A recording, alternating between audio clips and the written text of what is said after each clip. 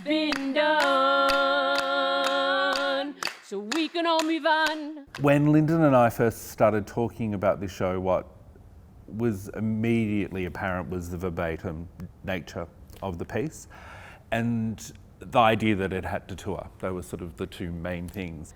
There's a huge difference between an outdoor show and an indoor show, and we didn't have the travelling aspect. You know, it's like, because that sort of gave the actors something to do. You know, the Prime Minister walked from one bust to the other and the Indigenous mob followed them, and, you know, we all gathered around that bust and then that was the talking. Well, we sort of couldn't do that, and it had to be able to pack into a car almost. That was a big challenge. If it's going to a town hall, it will often have to compete with Victorian architecture or Edwardian Federation architecture. So it had to be something that was bold enough to focus the attention. And we wouldn't necessarily have lights and things like that to focus the audience's attention. So the brightness, it was really about focusing an attention on the performance space. We didn't want big fancy sounds and lights, and it really is the words. It's the words that are the most important, and creating a space where those words can just land with audience members and they can take that away and they can digest it for themselves and then decide for themselves what action they want to take next. But that's not to say that the designing of the entire show beyond the script itself hasn't been thoroughly thought out. Every element in the show has been intensely discussed and designed with the First Nations perspective at mind.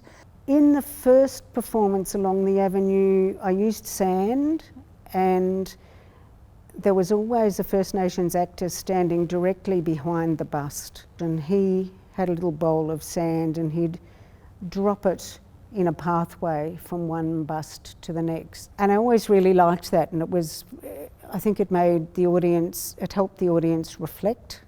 So I wanted to have sand, and Zareen said, well, we could make hand prints. And I went, that's a good idea. And then I thought, well, if we made piles of sand, that would be an action of the two First Nations actors of creating the landscape. And then after they said their statement, to actually make a handprint or a footprint, which was reasserting and affirming what they'd just said into the landscape. And I just loved that image. And then Gus and I were on the same page. I think that's where we met, where I already also had the concept of looking down on the landscape and somehow creating a visual that was like the landscape, but not, I had to steer clear away from Indigenous markings, but it had to be a bit like that. The first set was exactly the same as what you've seen, except it was bare timber and completely bare back wall.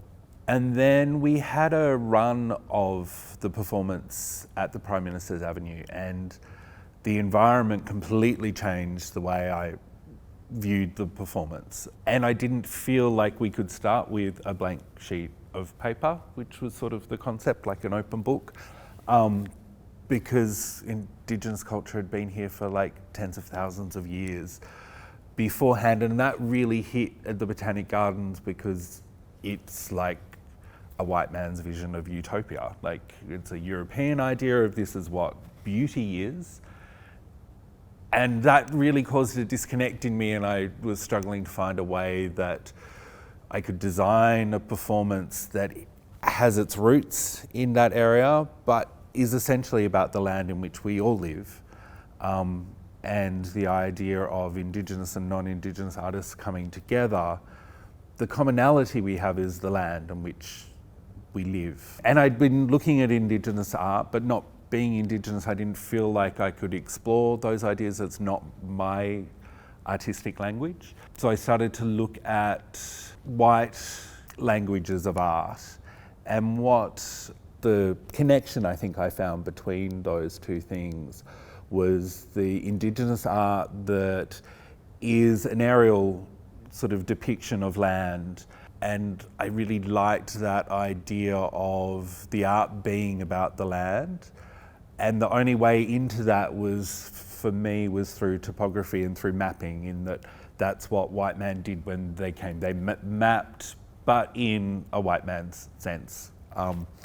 So I wanted to bring those two ideas together. So it was looking at the colours of Indigenous art, looking at lots of aerial shots of Australian landscapes, from the seas through to the deserts, and what colours those things are, and how we could sort of hopefully get the whole of the Australian environment in a very small space.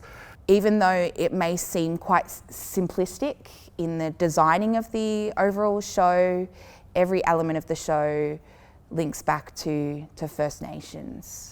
You know, the sand and the handprints and the footprints is the connection to country. The designs of the clothing, you know, we've chosen particular earth colours, again, linking into country. Being barefoot and connecting in with the earth. You know, using sand, and we had the clay pots designed by a wonderful Wadawurrung woman here in Ballarat, Tammy Gilson.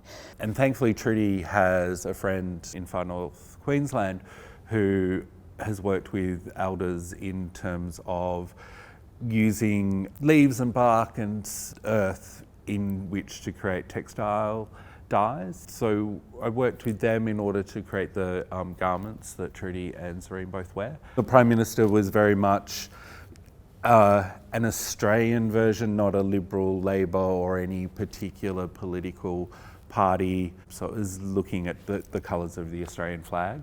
So it was very much a blue suit, and it was very much a contemporary modern day politician. And then it had to be the blue, red and white striped tie and a little Australian pin. And then the other idea, which is the plinth of the Prime Minister, the concept for that had always been that it was something foreign that has sort of pushed into the landscape, given that it's like this big white phallus that just sort of arrives, destroys landscape, and then sets itself centre stage and tells everyone what to do. I quite like that as an image. Always was.